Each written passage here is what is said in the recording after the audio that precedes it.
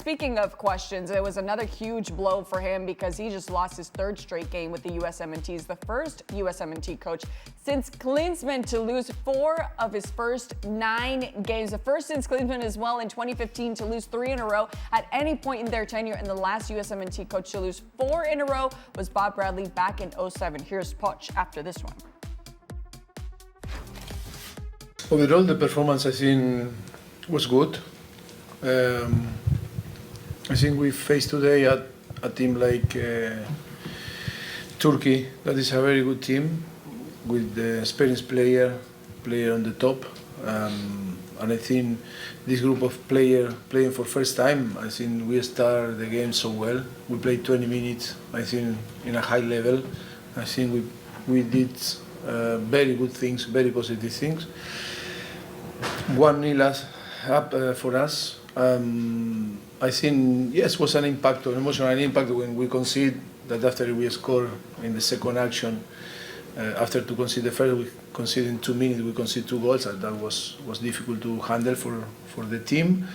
And yes, that we suffer a little bit until to the end of the first half, but I think the second half we recover our energy and our way to perform, and I think the second half was an even game.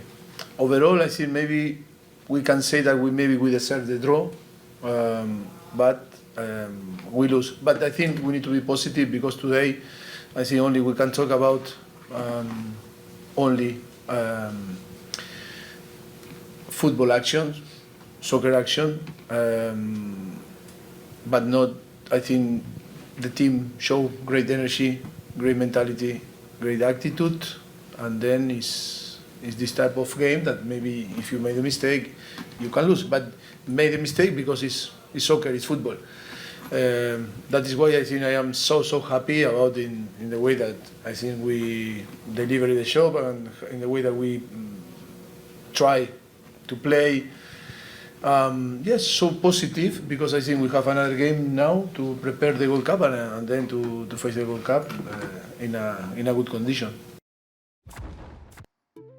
Let's take it from Hartford, Connecticut to Cary, North Carolina, at the center of it all of the soccer tournament. TST action wrapping up tomorrow. The semifinals were today. Looking forward to those finals tomorrow. Hey, we're excited.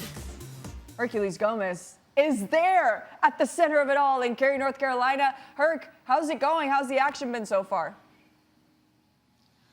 It's been hot. I think that's the word. Hot and humid, hot and heavy, but we're doing better now. How are you guys doing? We're doing good. A little bit better than what we saw from this USMNT side. Of course, those mistakes, but Pochettino at the end of the day is saying that, you know, they have to be positive about it. Herc, how positive are you feeling after what you saw from the US men? You know, believe it or not, I'm feeling a bit more positive than I was before. I'm going to give Pochettino some credit here. There were realistically one starter. There was realistically one starter on the field, and that was Chris Richards. The rest was a makeshift team that he got in a short time for 25 minutes to play as a cohesive unit, and we saw a lot of interesting things. The message, the identity, press, make them feel uneasy. In Turkey, for a long stretch of this game, was felt uneasy, or I should say the first half, because of how they were disciplined, how tactically they pressed, how they went in transition. They were very good for about 25 minutes. Jack McGlynn, that goal, I did not see him play down the wing. Didn't have that on my radar. Golazo. You play very well. And then you make an individual mistake that causes a goal. And goals change games. Johnny Cardoso, an experienced player that's not quite put it together at the club level, that mistake happens, and what happens to this team? Emotionally, they're done. That was it. They give up the second goal 2 minutes later, and you see what young teams usually do. They buckle, they fold under those circumstances. But I saw individual errors. I saw players maybe not living up to the moment. But tactically, with Pochettino, in the first half, those first 25 minutes, I was pleased. The rest of the game, that's where I took issue. I wasn't a fan of Jack McGlynn starting out wide. He scores a golazo, and then you think to yourself, oh, this is interesting. But then you can see how he doesn't feel comfortable in the second half, at least not from that position. Then you see personal mistakes. This game could have been changed. It should have not ended 2-1.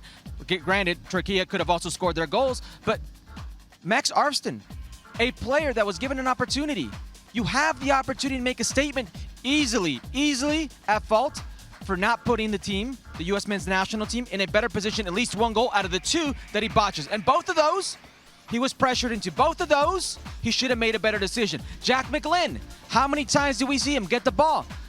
And he wants to shoot instead of getting his head up. Patrick Agiman, we heard the commentary team. This was a home game for him. His family literally walked to the stadium, didn't take advantage of it. So here, I'm willing to give Pochettino somewhat of a pass because I think he did set up some of these players in a position to shine. I just think a lot of those players let him down. All right, it's interesting what you're saying, Herc, and Ale, I want to take it to you because he's talking about individual mistakes, which we clearly saw. And as Herc said, of course, those goals can really change a situation. But is it tougher to have to correct from a tactical point of view or these individual errors for Pochettino? What concerns me, beyond the individual mistakes that we seem to accept, by the way, everybody seems to be accepting that, well, you know, these things happen. It's football. It's soccer. Okay, first of all, this individual mistakes, just like the one that we saw yesterday, can knock you out of a World Cup. Yeah. Okay? So I'm suggesting let's not be so lenient and dismissive of individual mistakes. You're saying Herc is doing that? No, I'm just saying, in general, Pochettino, you know, it's football because mistakes happen. Well, yes, but they should not be happening at the national team level in this manner. A year out from the World Cup. Well, a year out, a week out, 10 years out, it shouldn't be happening. If you're a national team player, these are not the mistakes that you're making. And in the case of Johnny Cardoso, while it was an individual mistake, what's incredibly frustrating about the mistake itself is that he had ample time to make a multitude of decisions that would have cleared the ball, clear the danger. Instead, he decides to go for an outside of the right foot pass that he ends up, and I know this well from my experience in golf, he shanked it. He shanked it. And so these are things that if you're going to be a major player in a major tournament, those things cannot happen. And I think we can all agree with that, regardless of where you fall in the conversation with the United States. I'll go back to what I thought was most disappointing. They make the mistake. The next 5, 10, 15, 20 minutes, it was mommy hanging on. And when I say hanging on, I mean we cannot complete a pass from here to there. Whatever happened to those 25 minutes that Hercules is talking about, where the team is supposed to have all this confidence? The goal happened, again, from the mistake of Johnny Cardoso, and everybody that was seemingly trying to get on the ball for the first 25 minutes, they started retreating and retrieving behind defenders, and now you can't find them. Now you can't keep the ball. Now you can't complete passes. And when that's happening, this is where I have an issue with Mauricio Pochettino. Who's the most experienced person in this group right now? Mauricio Pochettino. Mauricio Pochettino. So take it upon yourself, when you can sense and you can feel that your team is struggling to keep the ball, hey man, you got that big guy up top, Ajiman, go and put the ball up there. Have this guy hold on to it. And allow us to get our lines forward until we build some confidence within the game.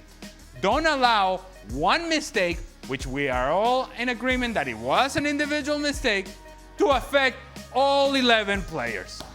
And it's what happened. One mistake stopped this team from playing, and the manager's just sitting there watching it happen, and now they're just knocking the ball with issues, with trouble, losing the ball in bad areas, and there's no adjustment. No adjustment on the field and no adjustment coming from the sidelines either. And then we get to halftime, and you have Pochettino saying, well, you know, it was very emotional mistake. It was we couldn't quite handle it. Well, part of the reason you're there is so that you can handle that moment with the players and alongside the players, and that the adjustments are made at least for the next 5 minutes. Hey, put it over there, we get our lines forward, and we adjust, and we build some confidence once we recover possession of the ball in the attacking half. Okay, that's interesting, because what we've heard as of late with the USMNT, and we've heard, Herc, from Mauricio Pochettino specifically, is this attitude problem, right?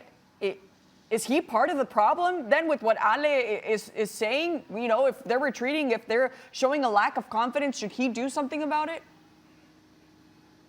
Well, I think he did do something about it. At halftime, Tyler Adams comes on.